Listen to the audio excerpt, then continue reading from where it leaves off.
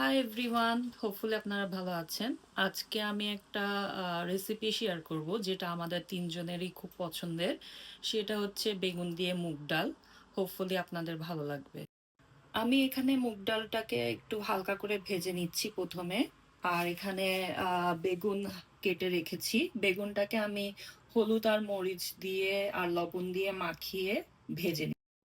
এখন আমি ভেজে রাখা মুগ ডালটা হালকা লবণ দিয়ে সিদ্ধ করে নিচ্ছি, আর এই সাইডে আমি বেগুনটাকে হালকা করে ভেজে নিচ্ছি। আমি এখানে বেগুনে ভাজা তেলের মধ্যে জিরা দিয়ে দিচ্ছি,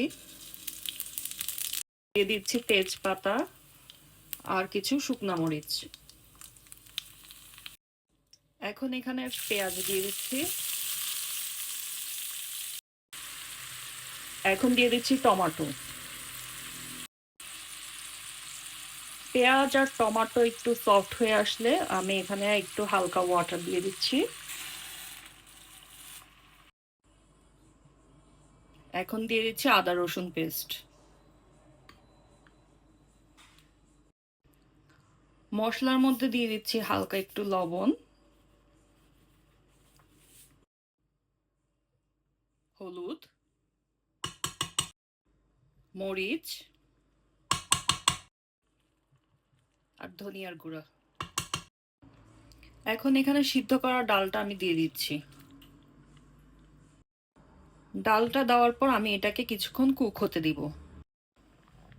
এখানে ডালটা কুক হয়ে আসছে, তো এই পর্যায়ে আমি বেগুনটা দিয়ে দিব।